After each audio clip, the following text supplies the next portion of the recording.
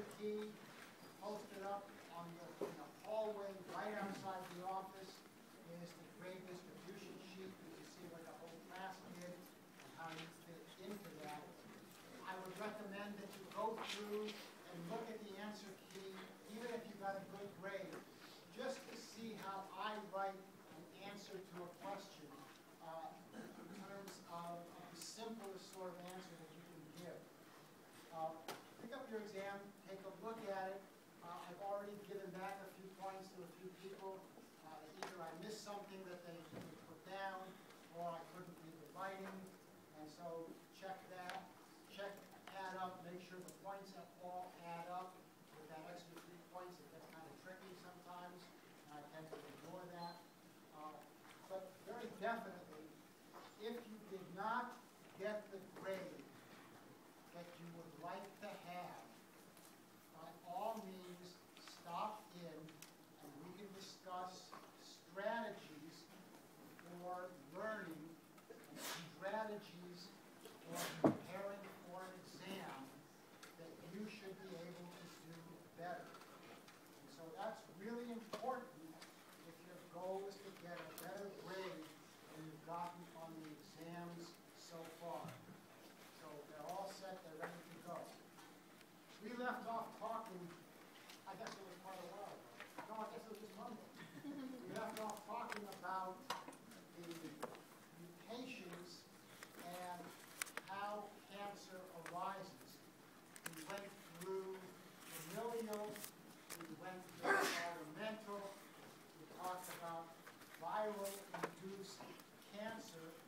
When you add all of those up, you still have a majority of cancer that is of spontaneous origin. So this is American Cancer Society data. And what that means is that the majority of cancers have no known cause. What that all boils down to is how we started off this chapter, that mutation is a natural process. Mutation happens spontaneously. There is nothing short of dying that you can do to stop spontaneous mutations. The majority of the point mutations that happen spontaneously are the transitions, transversions, and occasional mistakes, the kind, that give frame shift mutations. And so mutation causes cancer. It's just plain and simple. That's the bottom line. We left off talking about the viral cause of human cancer. And of the 3 different causes for human cancer, that was the smallest, only about 5%. We talked about 2 different families of viruses, the big double-stranded DNA viruses and the small single-stranded RNA viruses. And it's the RNA viruses that cause the most cancer in cats and in birds. Other organisms haven't been looked at that intensely. Oddly enough, those are not the viruses that are most implicated in human cancer. It's the big double-stranded DNA viruses like HPV, for which there is now a vaccine for women and men. Men also get that cancer. So even though the single-stranded RNA viruses are not a major cause of human cancer, they provided the first look into the genes that cause cancer. And so a group of researchers, largely in Japan, were studying cancer in chickens. And they found these RNA tumor viruses that caused cancer. And when they analyzed the RNA viruses, they found that the viruses were transducing viruses. That should be a word very familiar to you, as we just had it in the last section. So a transducing virus is a virus that can pick up a gene in one cell and carry it to another cell. Well, these RNA tumor viruses have picked up a gene, incorporated a chicken gene into the virus genome, and they use that chicken gene to alter the cell that they invade, and so they cause that cell to go into uncontrolled growth. That is, they cause the cell to bypass the checkpoint. We've already talked about checkpoints in the cell cycle. And so these genes that bypass the checkpoint are the first glimpse that science had into what the genes are that, when mutant, cause cancer. So even though the single-stranded RNA tumor viruses aren't a major cause of human cancer, what we have learned from them, from model organisms like the chicken, gave us our first look at human genes that cause cancer. Because it's the exact same set of genes that are used by these viruses in chickens that are mutated, invariably mutated in humans when cancer arises. So these genes fall into a very nice group, 5 categories, in what is called the signal transduction pathway.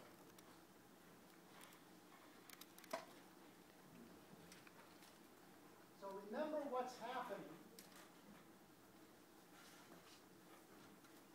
We have G1 and S, and we have a major checkpoint there. The signal transduction pathway is how information gets into the cell to say, okay, go ahead and move from G1 to S. Remember, the requirements are a certain amount of growth in G1 and no DNA damage. So what we're going to look at now is how a cell responds to growth factors.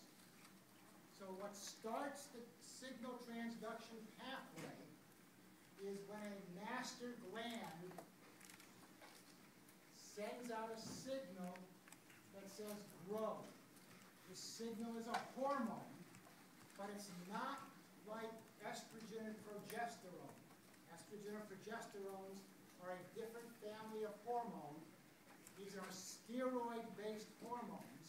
They're made by enzymes. Growth factors are proteins. So a protein is encoded by a gene. So what we are going to look at is a cell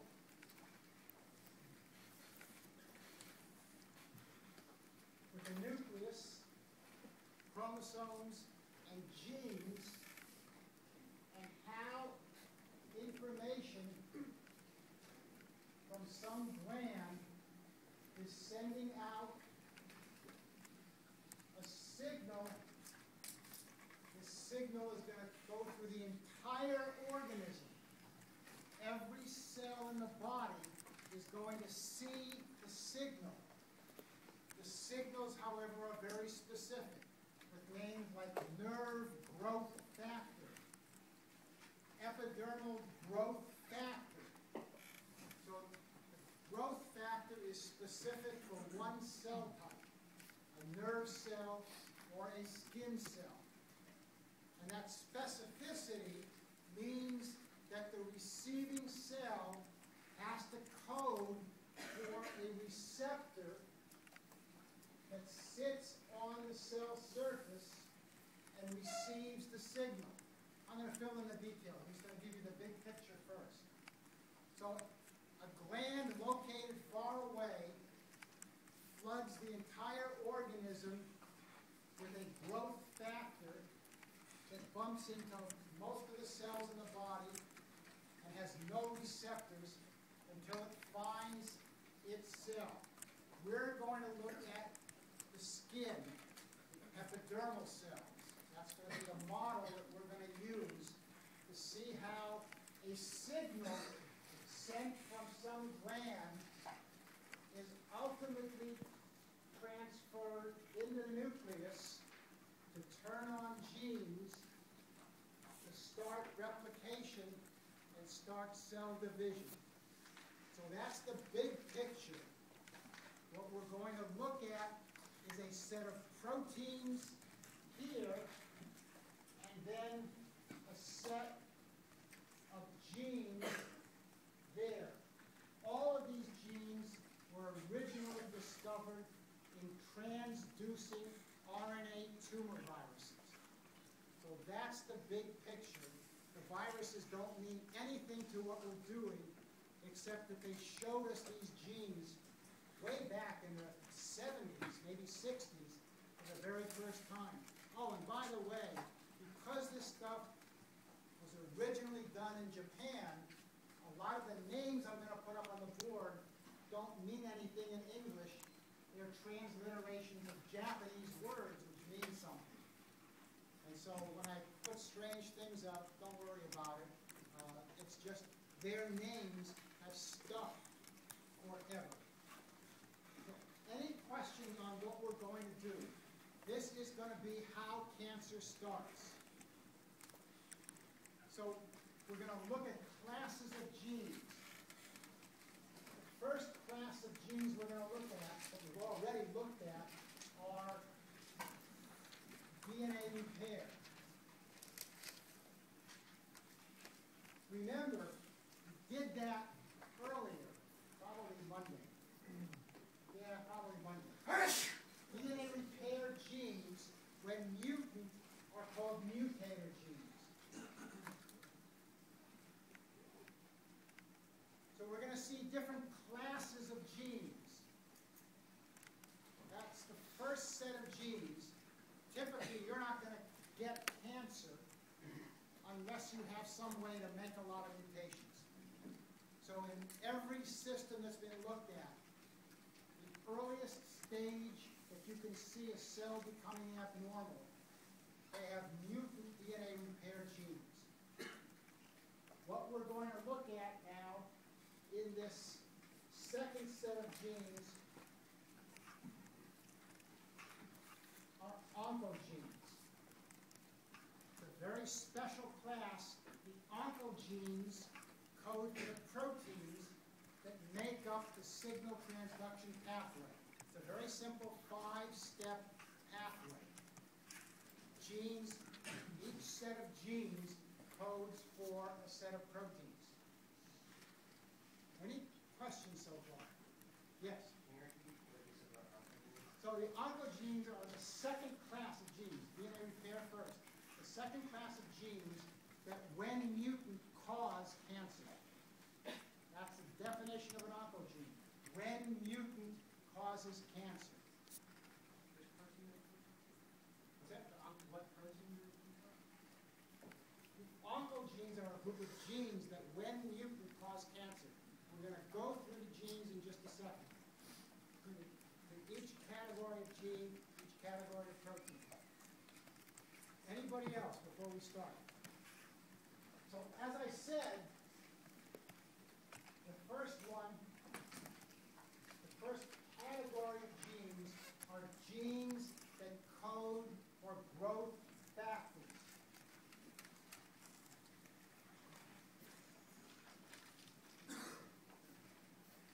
And the specific example that we're going to use is EGF, epidermal growth factor. Epidermal growth factor gene is in all the cells of your body. It's only expressed in one specific gland. It codes for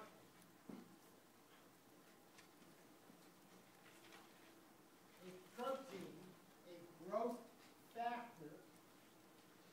That protein circulates to all the cells, and when it bumps into a growth factor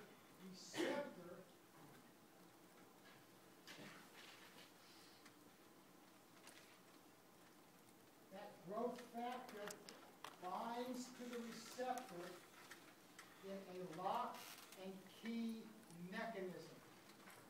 So the epidermal growth factor protein will not bind to a nerve growth factor receptor. There are dozens and dozens of different flavors of growth factors. Each one has its own very specific growth factor receptor. So number 2 is growth factor receptor, EGFR.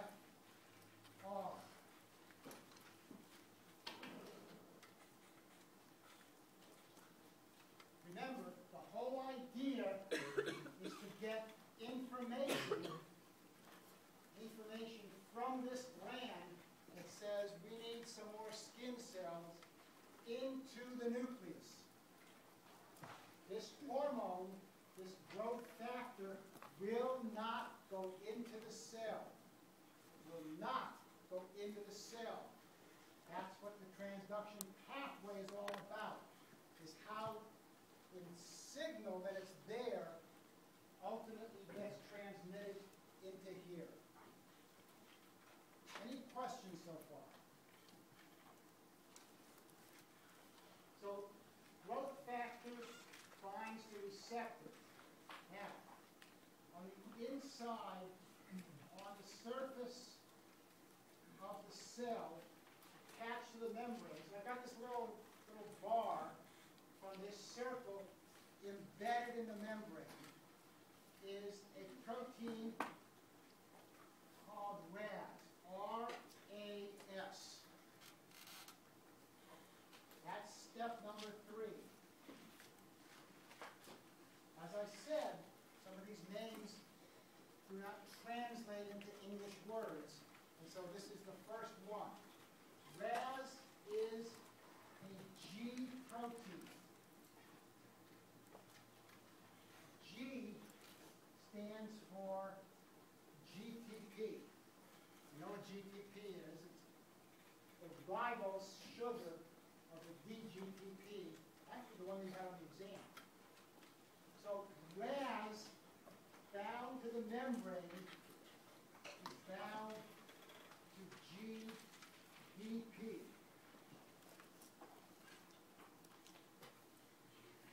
The diphosphate is inactive. So this is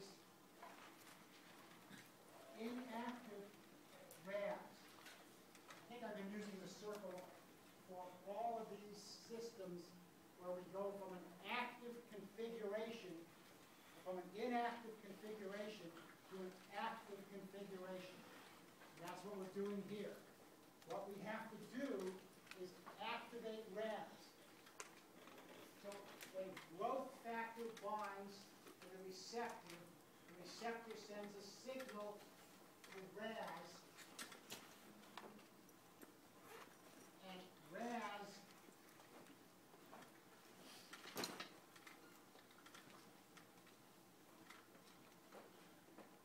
is converted to the active form,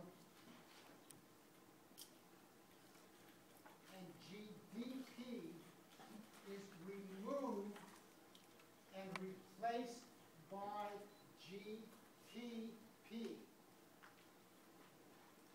It's not phosphorylated, it is exchanged. So the RAS is the key pivot point. We now have information in the cell. The pure binding of the growth factor, which changes this from inactive to active, now says there's something in the cell. This signal is now inside the cell. All we have to do next is get it into the nucleus. Is there a reason that it's an exchange and not just phosphorylation? I can never answer questions that are why. It's just because. It's the way the mechanism works. I don't have a rational answer. It's an exchange mechanism. It's not a phosphorylation. Yes? Does that say G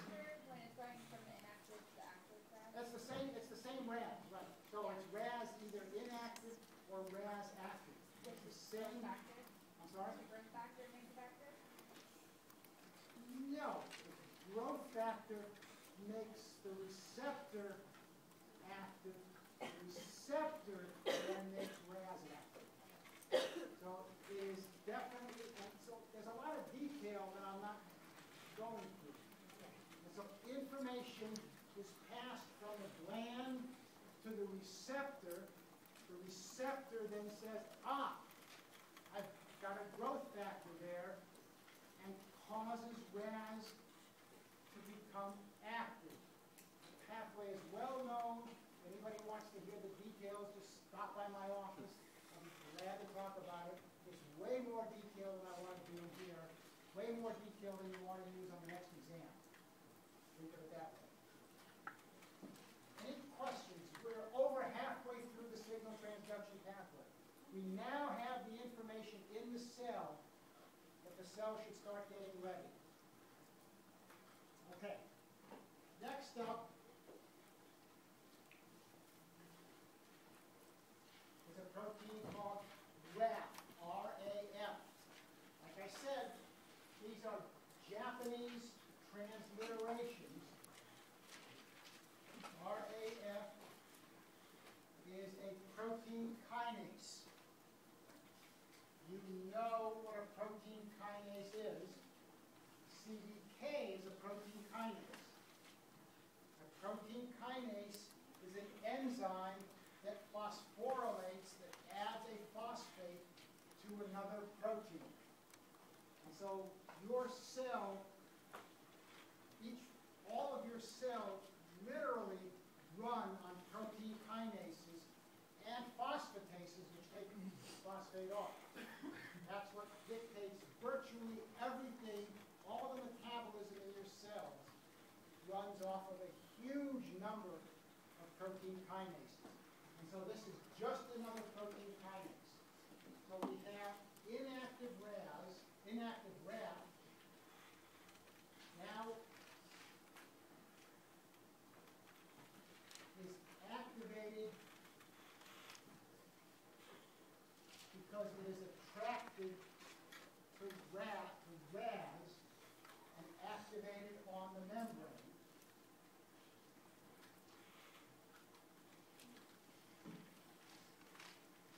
So now we have an active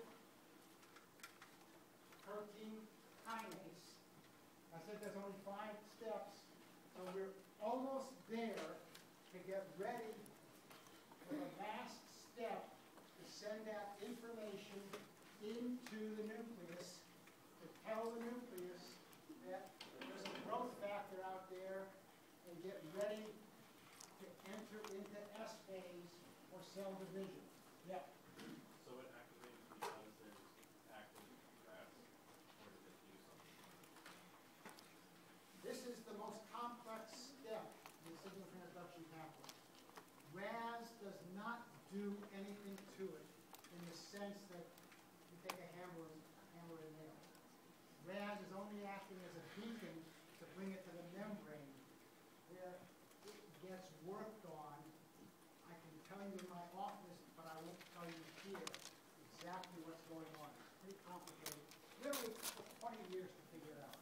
And just within the last 3 or 4 years, the pathway now is pretty much complete. So all we're concerned about is that active RAS in the GTP form can activate RAF, but it doesn't do anything to it. And so all I've done is change the structure of the protein. That's what this represents. Going from a round ball to a square. The protein changes structure. Structure function means everything in biochemistry. You change the structure of an enzyme, you can switch from active to inactive. Is RAS bound to the inside of the cell wall? Which one? RAS, RS? RAS is actually bound, so there's a steroid extension on one of the amino acids that is inserted into the membrane. RAS is attached to the inside of the membrane. Absolutely. And the growth factor, as has a domain that goes all the way through the membrane. Anybody else? So the fifth step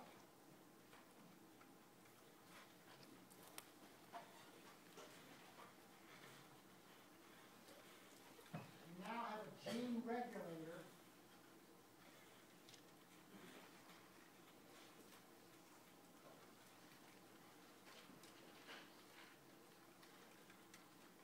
So active protein kinase RAF makes an inactive transcription factor a gene regulator, and one example is a gene called MYC, and activates it by phosphorylating this protein.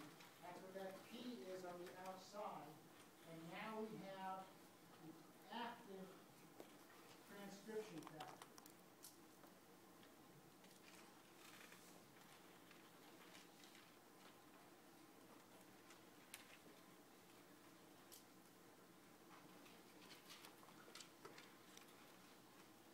So MYC is one of a handful, there are a few others that are all going to be activated, not just one example. Go into the nucleus and now start turning on the genes to get ready for DNA synthesis.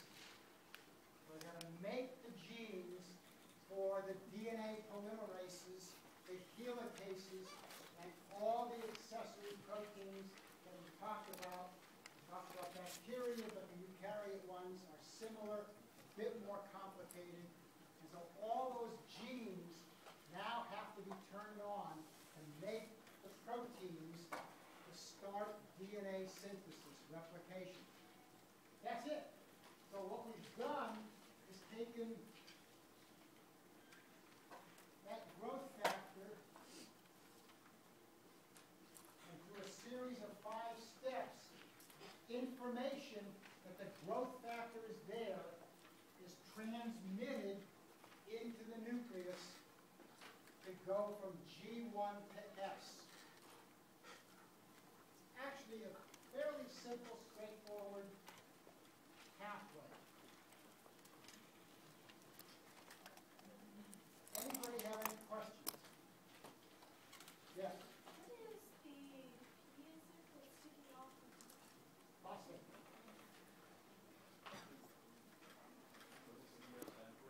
What is what? Transcription factor, gene regulator.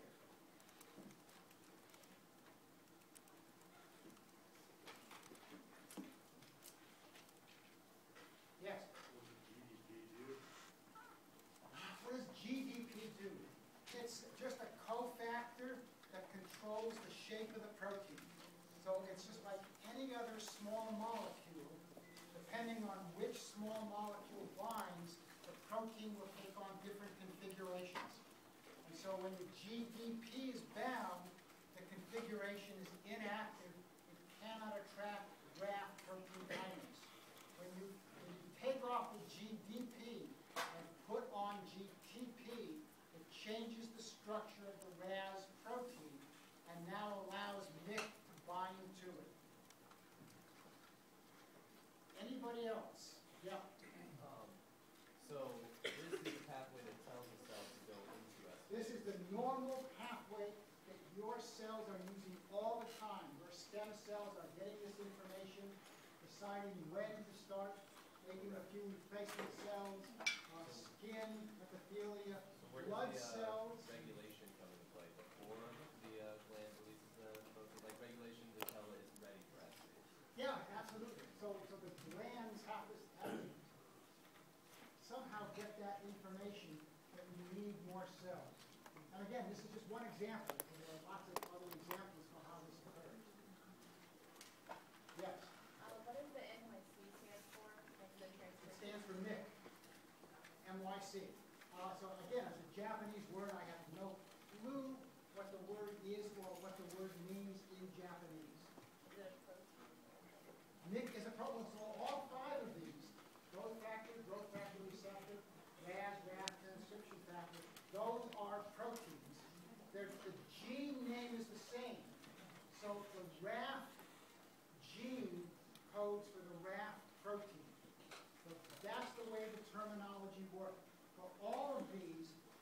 gene and the protein have the same name. Any questions? This is the standard pathway that your tissues are using right now. Used it more when you were a baby and embryo growing, but still using it when you have to replace epithelial cells, blood cells, that kind of thing. Yes? So whenever there's a mutation in those oncogenes or these that And so that's what we're going to talk about next. So this is a normal wild type. You need this situation. You need this. So if you lose any of these genes, homozygous mutant, you're dead. And so these genes are absolutely essential. So now we have to ask, so how does a mutation in this pathway cause cancer? So that's the next question. We're going to take RAS as the easiest example. And so a RAS mutant, one base pair changes one amino acid. So this is an oncogenic mutation. One nucleotide, very, very simple. I forget whether it's a transition or transversion. One nucleotide changes one amino acid in the RAS protein. And that one amino acid now means that RAS oncogene, as opposed to RAS wild type, now binds GTP automatically.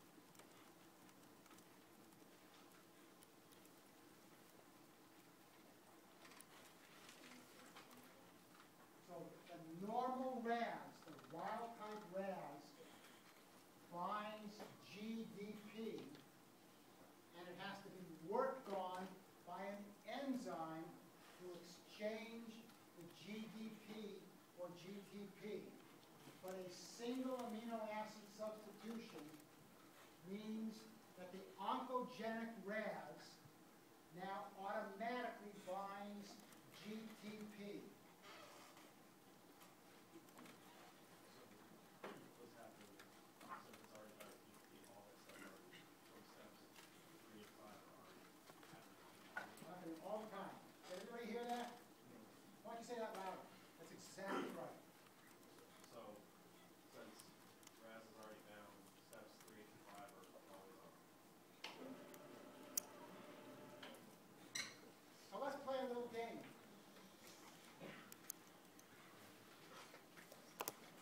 You're all diploid, right? Right?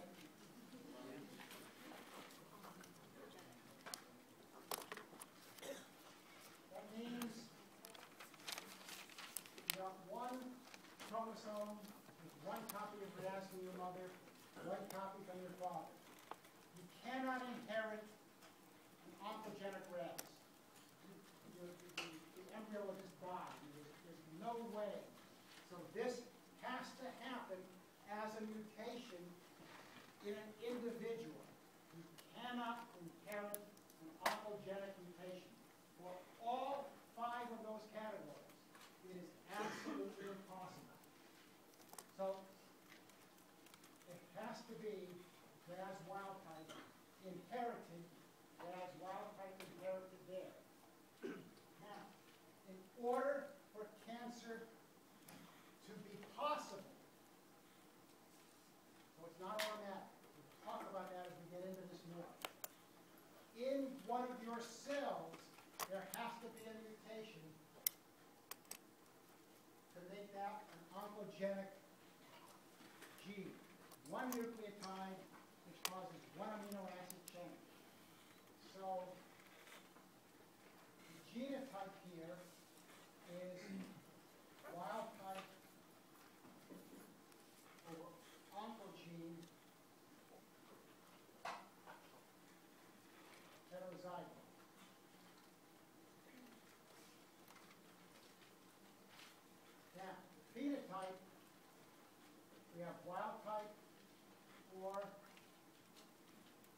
cancer. So I'm going to let you puzzle that out. Look at the top board, the bottom board. Think about your answer. Is the phenotype wild type or mutant in the heterozygote? Think about it for a minute or so, and then we'll vote. We haven't voted for a while. It's coming up. Everybody has to vote. In this pool, there are no abstentions. This is a dictatorship. Think about, is that cell phenotype wild type or oncogenic?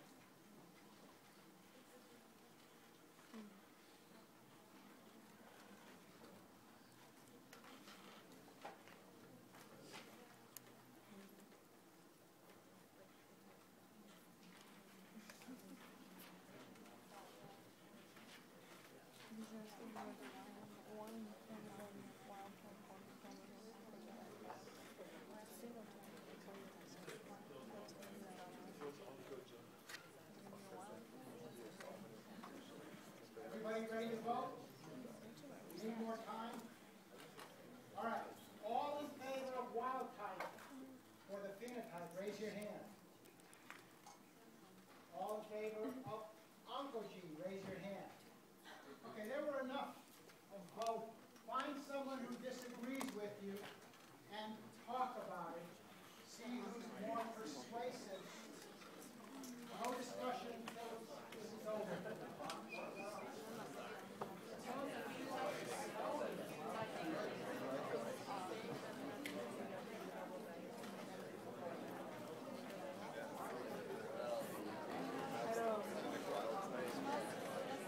It's not the phenotype of the organism, right? It's the phenotype of the cell. Yeah. So the phenotype, I don't think changes, does it? I don't know, do you think it would stay the same with one heterozygote of onco? Or do you think it would become cancer? Which do you think is the more dominant trait? That's the question. Wild type? I said cancer just because that seems like The outlier or something? that's the section we're talking about is cancer. Yeah. But maybe it's like, it gets overlooked or something because it's, I don't know. I cannot focus today. Hold on, I'm starting. Well, I'm excited about tonight. So going out tonight. What is your costume? It's from an anime TV show. I'll be Zoro. He's a pirate that uses 3 swords. It's because my little cousin's going to be the captain. Everybody in favor of oncogene, raise your hand. Oncogene wins. Think about it. And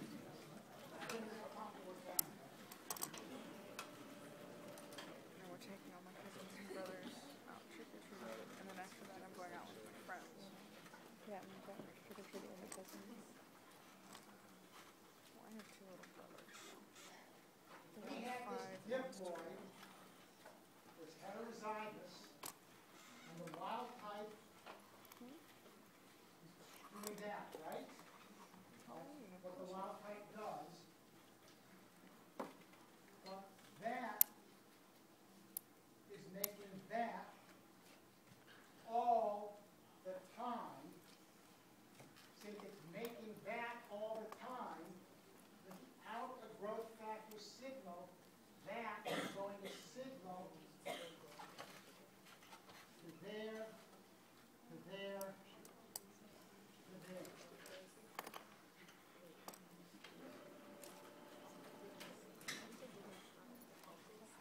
So, oncogene is the phenotype. Since it's a heterozygote, which one is dominant? Which allele is dominant? Which allele is recessive?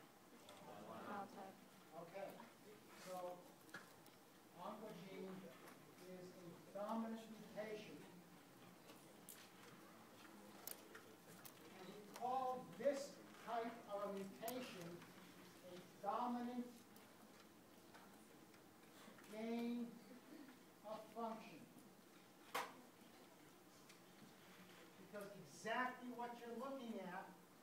mutation now has a new function. The new function of the mutation is to create a protein that automatically binds GTP instead of GDP. Everybody see that? So the mutation has created a protein with a brand new function. Can there ever be a dominant mutation that isn't a gain of function? There are dominant negatives. They're kind of unusual. It involves a different kind of protein, where proteins are interacting with each other. So there are dominant negatives would fall under that. So both are occurring, but because the wild type or the oncogene already sees that they're that many. Right, and so in an average cancer, probably 75% of just all cancers in general have a mutant Ras protein. It's one of the most common oncogene mutations in all cancers. It's a really small gene. You want a hand up? Yeah, so I know that we're talking about RAS and its mutation, but that will hold true for any of the others. Well, it depends upon the function. It absolutely holds true for RAS. Yeah. It absolutely holds true for RAF. Okay. Absolutely holds true for MYC. Growth factor, kind of, but the growth factor receptor, kind of, but not the growth factor. So the growth factor and oncogenic mutations are really very different. Yes? I seem to remember a while ago you said we only use one copy of our DNA from the other one's still. No, I never said that. No. Now, on the X chromosome, all you women obviously are doing that, but that's an exception. No. When you have genes, other than a bar body, both copies are expressed. There are rare exceptions that I don't want to go into, where the maternal set is turned off in everybody's cell, or the maternal or the paternal is turned off in everybody's cell. But those are really odd genes. 99.9% of your genes, you're using both copies. Whether they're mutant or not, they're still going to be expressed, unless the mutation knocks out the way to express the gene. Anybody else? Any questions on this? Let's look at one other one really quick. Again, Ras wild type.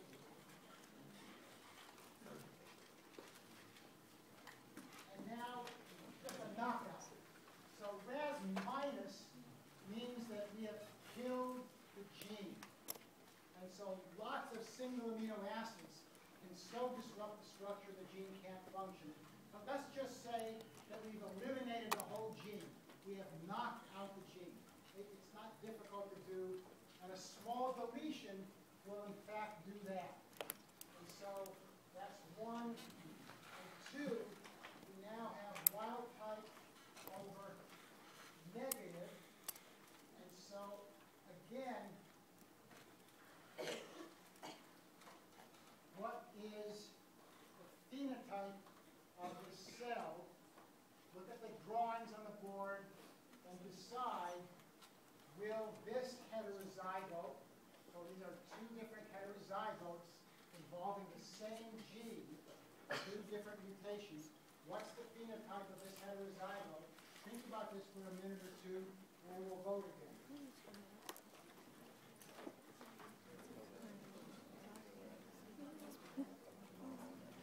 No, you do this by yourself.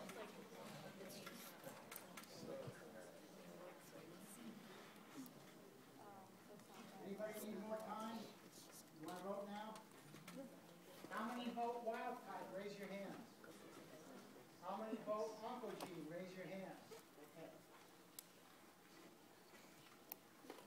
So this makes this Ras minus a loss of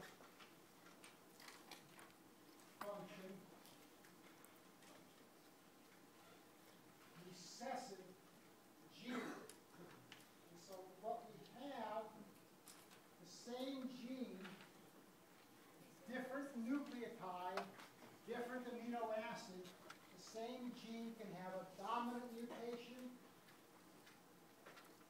or a recessive mutation. We started off the semester way back, mentioned dominant mutations. I said they were very rare, and they are. And now you are seeing exactly at the molecular level what has to happen for a mutation to be dominant and override the wild type. Recessive is normally the